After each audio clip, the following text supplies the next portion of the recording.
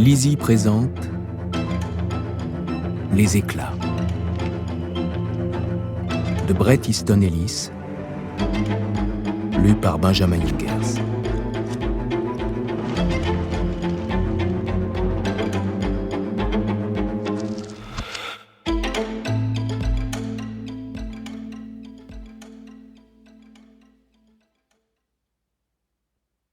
Note.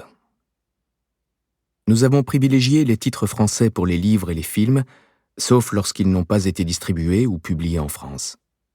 Exception faite pour Escape from New York, dont le titre français New York 1997 rendrait incompréhensibles certains passages de ce roman. Pour personne. Tu te souviens autrefois, dans L.A., quand tout le monde roulait en Chevrolet? Que s'est-il passé avec le garçon d'à côté, le mâle américain, cheveux en brosse et visage bronzé? The First Class Beach Baby.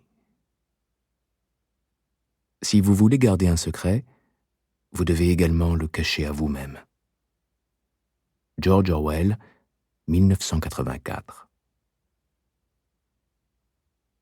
Je me suis rendu compte, il y a bien des années, qu'un livre, un roman, est un rêve qui exige d'être écrit exactement comme vous tomberiez amoureux.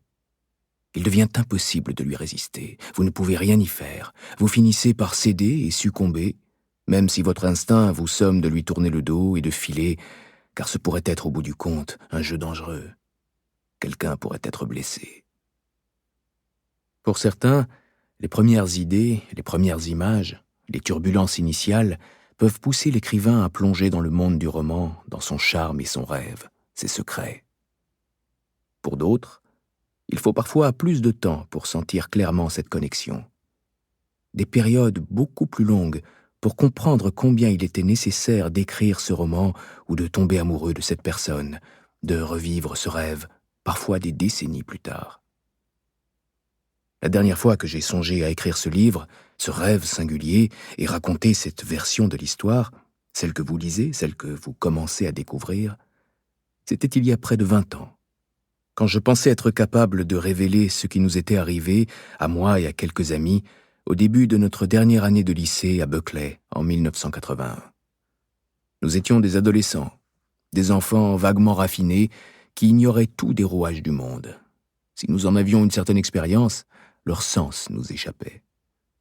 Du moins jusqu'au moment où quelque chose s'est produit qui nous a propulsés, expulsés, vers un état de conscience exalté. Quand je me suis assis la première fois pour écrire ce roman, 1 an après les événements, j'étais incapable de revivre cette époque, ou de renouer avec les personnes que j'avais connues, ou encore de faire face aux terribles incidents que nous avions vécus, à commencer par ceux qui, de manière cruciale, me concernaient particulièrement. En fait, sans écrire un seul mot, j'ai renoncé à l'idée de ce projet dès qu'elle m'a traversé l'esprit. J'avais 19 ans. Avant même que je m'empare d'un stylo et m'asseye devant ma machine à écrire, le simple fait de me remémorer ce qui s'était passé s'est révélé trop accablant. J'étais à un point de ma vie où je n'avais pas besoin d'une angoisse supplémentaire. Je me suis forcé à oublier cette période, du moins pendant un certain temps, et refouler le passé n'a pas été très difficile à ce moment-là. Mais le besoin pressant d'écrire le livre a fait son retour quand j'ai quitté New York, après y avoir vécu pendant plus de 20 ans. La côte Est était l'endroit vers lequel je m'étais échappé immédiatement après la fin du lycée pour fuir le traumatisme qu'avait été la dernière année, et quand je me suis retrouvé à Los Angeles, où ces événements de 1981 avaient eu lieu et où je me sentais plus aguerri, plus fort face au passé, capable de me cuirasser contre la douleur de tout le truc et d'entrer dans le rêve. Le fait est que ça n'a pas marché non plus.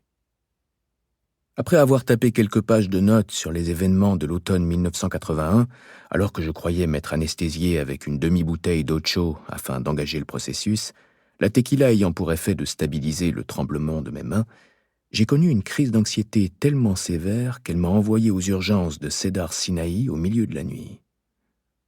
Si l'on veut établir un lien métaphorique entre l'acte d'écrire et celui d'aimer, disons que j'avais voulu aimer ce roman, qu'il semblait enfin s'offrir à moi, mais que je me retrouvais, au moment de consommer cette relation, incapable de plonger dans le rêve. C'est arrivé tandis que j'écrivais sur le trawler, un tueur en série qui avait hanté de sa présence la San Fernando Valley à la fin du printemps 1980, puis plus fortement à l'été 1981, et qui était de façon terrifiante lié à nous. Une vague d'anxiété tellement massive a déferlé sur moi cette nuit-là, pendant que je commençais à prendre des notes, que je me suis mis à gémir de peur au seul souvenir de ces événements et effondré en vomissant la tequila que j'avais avalée à grandes goulées. Le Xanax que je stockais dans la table de chevet près de mon lit n'a été d'aucune aide. J'avais pris 3 comprimés d'affilée et je savais qu'il n'allait pas agir assez vite. J'ai composé le 911 sur mon téléphone et dit à l'opérateur que je faisais une crise cardiaque avant de m'évanouir. Le téléphone fixe depuis lequel j'avais appelé, on était en 2006, j'avais 42 ans, je vivais seul, les a informés de l'endroit où je me trouvais, et un portier alarmé dans la tour où je vivais a guidé l'équipe d'urgence jusqu'au 11e étage. Il a ouvert la porte de mon appartement et ils m'ont trouvé sur le sol de ma chambre. J'ai repris connaissance dans l'ambulance pendant qu'elle fonçait sur San Vicente Boulevard en direction de Cedar Sinai, pas très loin de Doreni Plaza où j'habitais. Et après avoir été poussé sur un brancard à roulettes vers les urgences et m'être réapproprié ce qui venait de se passer, je me suis senti...